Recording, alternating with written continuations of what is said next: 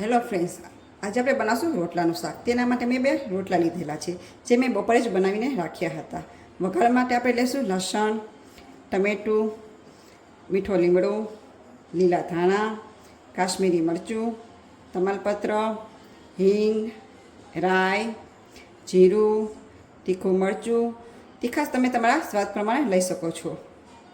હળદર, ધાણા જીરું, સ્વાદ પ્રમાણે મીઠું ને ખાટી છાશ લેવાનું ના ભૂલતા, કેમ કે તેનાથી ખૂબ સારો સ્વાદ આવે છે. હવે આપણે ગેસ ચાલુ કરીશું અને તેમાં મોટા 2 ચમચા જેટલું તેલ નાખીશું. તેલ ગરમ થઈ ગયું છે. હવે આપણે તેમાં એડ કરીશું જીરું, પછી એડ કરીશું રાઈ. સારી રીતે સાતરવા દેશું. આપ જોઈ શકો છો કે રાઈ હવે સરસ રીતે સતરાઈ ગઈ છે. હવે તેમાં એડ કરીશું ટમાટર. સતરાઈ પછી આપણે બધા મસાલા એમાં એડ કરી દઈશું. લસણ નાખીને તેને થોડું હલાવી લેવું, જેથી કરીને લસણ બળી ના જાય. પછી મીઠો લીમડો નાખી દઈશું. ફરી પાછું તેને હલાવી લેવું. એડ કરશું ટમેટા. તેને પણ સારી રીતે સાતરી લેવા. હવે આપ જોઈ શકો છો કે ટમેટા સરસ રીતે ચડી ગયા છે.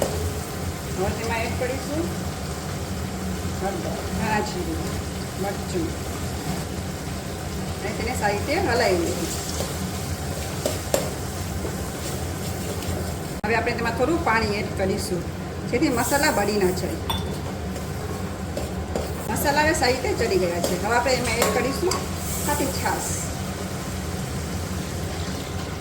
ખાટી છાશ લઈને તેને થોડીક વાર માટે ઉકળવા દઈશું. શાક ઉકળે ત્યાં સુધી આપણે રોટલાના નાના કટકા કરી દઈશું.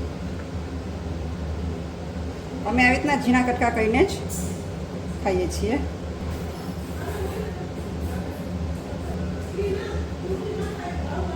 આપ જોશો કે રોટલાના નાના ટુકડા થઈ ગયા છે.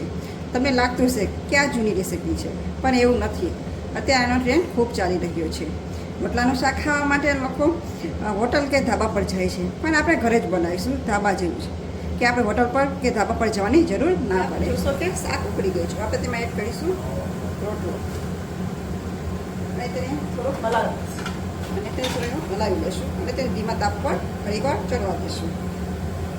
શાક ઉપર પછી આપણે એમાં મીઠું એડ કરી દઈશું અને તેને સારી રીતે હલાવી લઈશું અને થોડી વાર માટે ચડવા દઈશું. જોશો કે શાક સારી રીતે ઉકળી રહી છે. આપણે તેમાં ધાણા એડ કરીશું.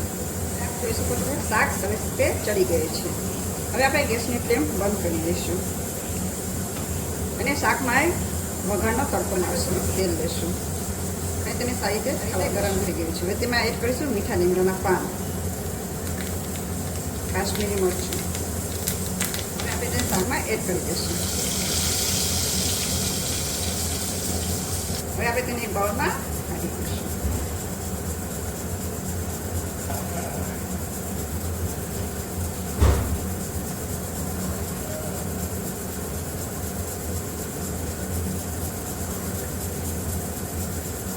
તો તૈયાર છે આપણું ધાબા સ્ટાઇલ રોટલાનું શાક.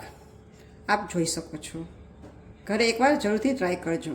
એકવાર ઘરે ટ્રાય કરશો તો આપને ધાબા પર કે હોટલ પર જવાની જરૂર નહીં પડે. જો આપને અમારો વિડીયો પસંદ આવ્યો હોય તો એક લાઇક કરજો, શેર કરજો અને મારી ચેનલને સબસ્ક્રાઈબ કરજો અને બેલ આઇકન દબાવવાનું ના ભૂલતા.